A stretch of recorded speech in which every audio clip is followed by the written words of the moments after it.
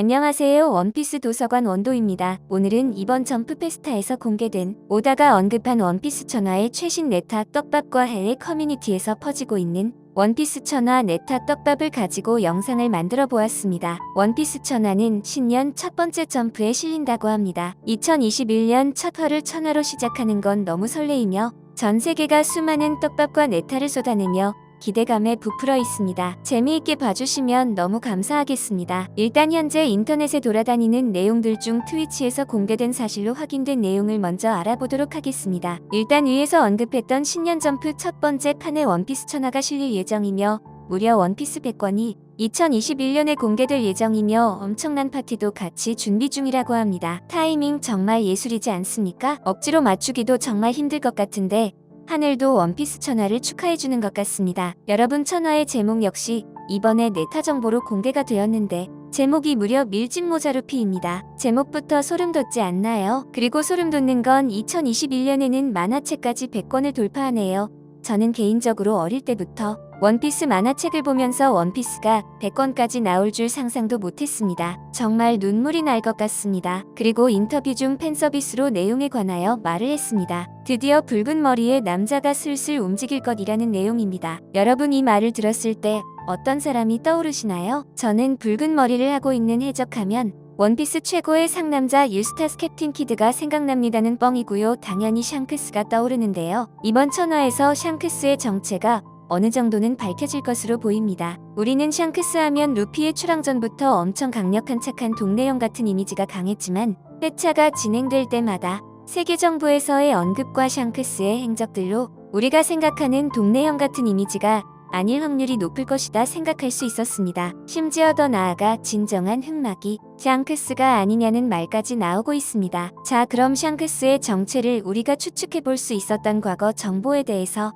빠르게 알아보고 현재 나오고 있는 네타에 대해서 알아보도록 하겠습니다. 샹크스의 시작부터 오다는 예사롭지 않은 떡밥들을 엮었다는 걸 우리는 알 수 있습니다. 일단 그 어린 나이에 버기와 함께 해적왕 골드로저의 배에서 견습 해적으로 해적지를 시작했습니다. 그리고 심지어 골드로저가 쓰고 있는 밀짚 모자를 물려받았습니다. 솔직히 이 정도 설정이면 주인 공급 힘을 실어줬다고 해도 과언이 아닙니다. 추후 이 밀짚 모자를 루피가 가져가게 됩니다. 이게 무슨 뜻을 의미하는 것일까요? 우리 원잘알 형님들 댓글 부탁드립니다. 그리고 로저와 함께 라프텔에는 가지는 못했지만 라프텔에 다녀온 로저에게 라프텔에 대한 내용을 직접 들었고 눈물까지 흘렸다고 전해집니다. 그렇다는 건 샹크스는 라프텔에서 있었던 일들 또는 원피스에 대한 정보까지도 알고 있을 확률이 매우 높습니다. 그리고 골드로저 해적단이 해산하기 전 흰수염배에서 스카우트해온 이번 와노쿠니 스토리와 매우 관련이 높은 코즈키오댕에게 추후 와노쿠니 개국의 힘을 보태겠다고 말했습니다. 정말 그때 당시 골드로저 해적단 배에 있던 사람들은 코즈키오댕에게 너무 큰 힘이 되어줬습니다. 코즈키오댕은 겉으로 티는 내지 않았지만 결의에 찬 모습을 보여줬습니다. 이미 여기에서 샹크스의 와노쿠니 참전 떡밥이 나왔다고 볼 수 있습니다. 그리고 그의 능력이 공개되지 않은 채 다들 아시는 것처럼 사왕의 자리까지 올라가며 그의 강함을 의심하지 못하게 했습니다. 여기에서 소름 돋았던 장면이 나옵니다. 레벨리 회의로 전 세계가 주목하고 있을 때 성지 마리조아에서 샹크스와 오로성의 대면이 나옵니다. 세계 정부의 가장 큰 위협이 되는 해적 사왕이 오로성과 저렇게 만날 수 있다는 게 그때는 이해가 되지 않았습니다. 그리고 심지어 원래는 레벨리에 개입할 수 없지만 샹크스라서 시간을 따로 만들었다는 대사까지 나오면서 도대체 샹크스의 정체가 뭐길래 오로성마저 저런 대우를 하는지 더욱 궁금증이 증폭되었습니다. 그리고 샹크스가 의미심장한 말을 남깁니다.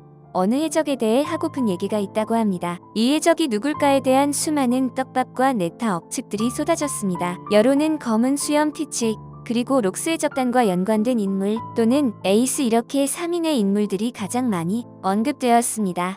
그 이유는 샹크스는 루피를 제외한 2명의 인물들로 인해서 엄청난 전쟁이 일어날 것을 어느 정도 예측하고 있었을지도 모릅니다. 즉 당시 시점에서 정상결전과 와노쿠니 대전투를 예로 들 수 있습니다. 그리고 이런 내용들과 흰수염을 찾아가 검을 맞대는 장면에서 샹크스는 흰수염 또는 다른 사왕급으로 강력하다는 이미지를 계속해서 각인시켰습니다. 물론 이때까지도 샹크스의 능력은 공개되지 않았습니다. 그리고 세계정부의 고위급 간부들은 화를 내면 막을 수 없을 정도로 무섭고 강하다며 샹크스를 경계하는 모습을 보여줬습니다. 이런 말들을 들으면 솔직히 피부로 다가오지 않습니다. 왜냐하면 카이도나 빅맘 검은 수염 흰 수염처럼 다른 해적들에게 보여준 포스나 직접적인 전투의 행적이 샹크스는 상당히 부족합니다. 정상결전에서도 샹크스는 아카이누를 막아선 거 말고는 딱히 그럴싸한 퍼포먼스를 보여주지 못했습니다. 그리고 저는 가장 궁금한 게 하나 있습니다.